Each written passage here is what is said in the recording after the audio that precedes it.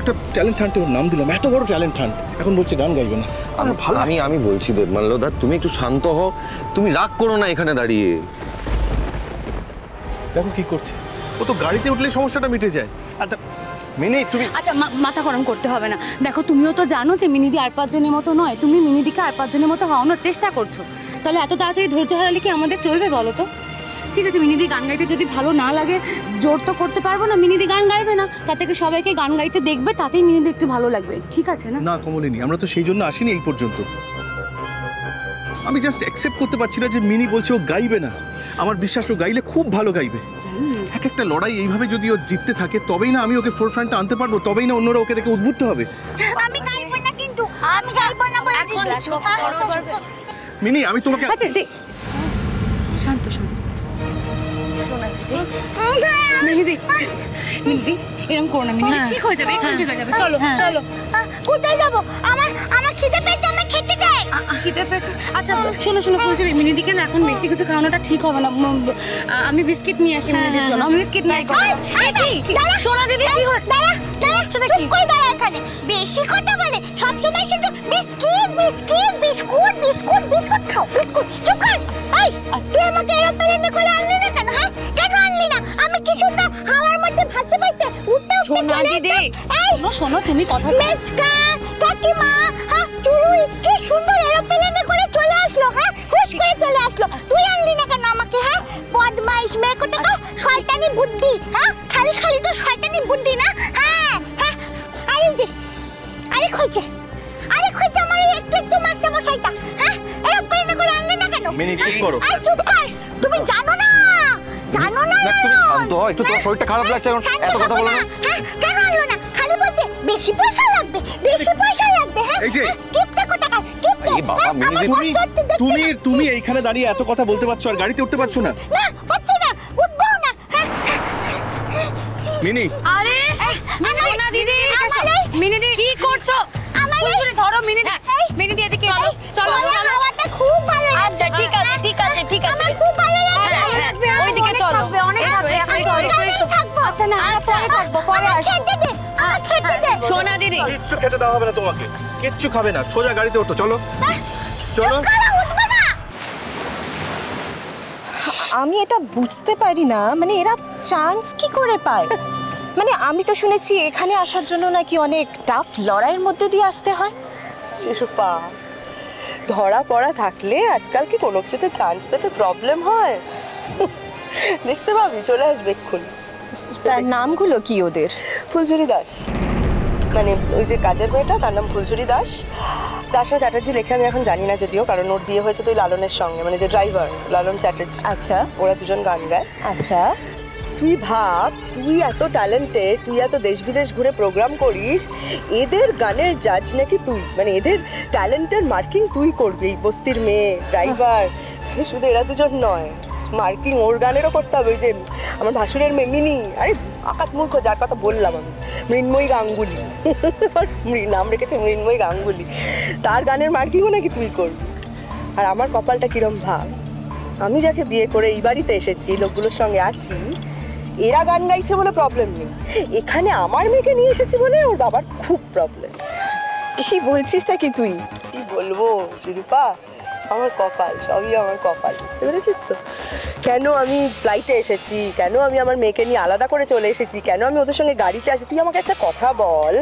তুই তো নাচ করিস, নাচের তো একটা ফিজিক্যাল ইয়ে আছে, টায়ার্ডনেস থাকে, একটা ধকল আছে। আজকে আমার মেয়েটা গাড়ি করে আসতো, আজকে গাড়ি থেকে নামতো, নেমে আজকেই পারফর্ম করতো, ভালো করে নাচতে পারতো না তো। আর দেখ না, এই তো এসে এখনো পৌঁছতেই পারেনি ওরা, টাইমলি না পৌঁছলে হবে, টাইমলি না পৌঁছলে তোরা তো বোধহয় অ্যালাউ করবি না। করবি? তোর কি মাথা খারাপ হয়ে গেছে? আমি তো কিছুতেই করব না। এইটুকু বেসিক ডিসিপ্লিন যাদের মধ্যে নেই তারা আগে গিয়ে ভবিষ্যতে গান গাইবে। হ্যাঁ আমি তো কিছুতে করছি না, অসম্ভব ব্যাপার আমার জন্য। শিল্পা, তোকে পেলে আমি খুব ভরসা পেলাম, জানিস তো। ওর মেয়েটাকে একটু দেখিস প্লিজ। আমরা কত দিনের পুরনো বন্ধু বলতো, আর তোর মেয়ে সে তো আমারও মেয়ে, তাই না? তুই কিন্তু একদম চিন্তা করবি না, একদম নিশ্চিন্ত থাক, আমি সব দেখে নেব, ঠিক আছে? ট্যালেন্টেড শিল্পা, জানিস তো। I am sure. এই কম্পিটিশনটা আমাদের কাছে একটা খুব বড় জায়গা, মানে ওর ওর জীবনের জন্য একটা খুব বড় জায়গা। মানে আমি যে তোকে কি করে কৃতজ্ঞতা জানাবো আমি জানি। বাহ, বন্ধুরা আবার কৃতজ্ঞতা কিসের? আমি জানি আসলে তোকে আমি সবটা এখন ওইভাবে বলে উঠতে পারিনি। তো আমি কি সিচুয়েশনে আছি বছরের পর বছর ধরে, কিভাবে আমার মেয়েটাকে বড় করেছি, তোকে বলে বোঝাতে পারবো না। যাই হোক, ছাড়, বাদ দে এখন। আর আমি ইমোশনাল হয়ে গিয়ে সব বলতে শুরু করে দিয়েছি। তুই যা, তোকে ডাকছে অনেক, খুলে খুলে যেতে হবে তো। হ্যাঁ রে, আমাকে কিন্তু এবার যেতেই হবে, কিন্তু পরে আবার দেখা হচ্ছে আমাদের। সিরিয়াস আমার एक बार फिर से अनुरोध करना चाहूँगी श्री रूपा तालुकदार जी को कि वो कृपया मंच पे आएं।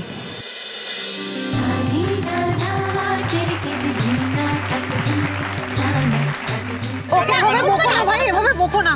ও তো অবুঝ, বলে ওকে আমাদের সবার মতো করে বুঝতে পারে। আচ্ছা ঠিক আছে মিনি দিদি, তুমি এসো তো, তুমি এসে আমার পাশে বসবে। এসো গাড়ি। মিনি দিদি, তুমি আমার কথা শুনবে তো? হ্যাঁ, তুমি সামনের সিটে আমার পাশে বসে যাবে, ঠিক আছে? দেখবে হাওয়া লাগছে। হ্যাঁ হ্যাঁ, তাই হবে তাই হবে। আমি তোমার পাশেই বসবো, বুঝতে পেরেছো তো? হ্যাঁ হ্যাঁ, আমি একটু তোমার সাথে কিছুতেই বসবো না, ওর সাথে কথাও বলবো না। আচ্ছা ঠিক আছে, চলো তুমি গাড়িতে তো ওঠো আগে।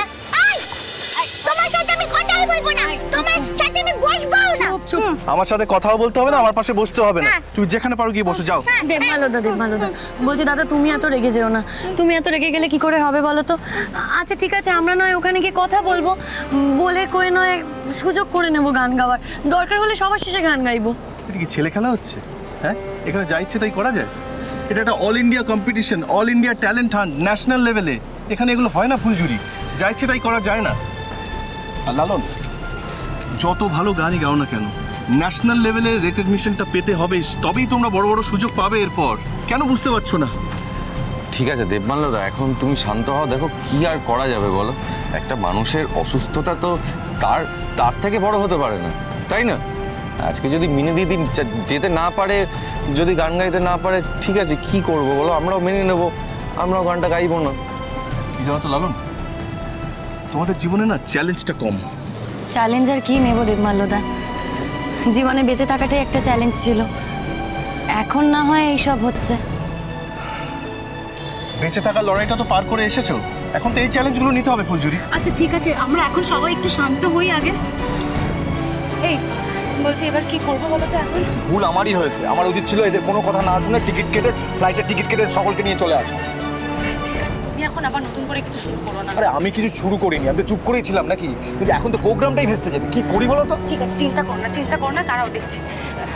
এই লালু শোনো না, বলছি মিনিদি যখন রাজি হচ্ছে, তুমি মিনিদিকে তোমার পাশেই বসা, ওটাই সব থেকে ভালো হবে, বুঝলে তো? চলো চলো চলো, আমরা বেরোই এবার। চলো মিনি দিদি, চলো গাড়িতে ওঠো, চলো তো, চলো চলো চলো। আমাকে তোমার পাশে বসিয়ে দাও। হ্যাঁ একদম এখানে বসবে তুমি, চলো চলো চলো চলো। খুলে দে। দাঁড়াও দাঁড়াও দাঁড়াও। বসবো না তো। বলছি শোনো দেবমাল্যদা, তুমি একদম টেনশন করো না, আমি খুব স্পিডে গাড়ি চালাবো এবার, টেনশন করো না, পৌঁছে যাবো। কটা বাজে দেখেছো? কটা বাজে দেখো একবার। স্পিডে গাড়ি চালিয়ে কোনো লাভ নেই, শুধু শুধু একটা উল্টো পাল্টা।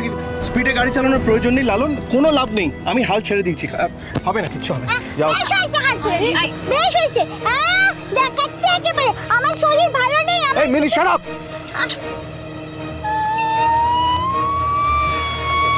কে করো মিনি দিদি? কান্নাকাটি করতে নেই মিনি দিদি।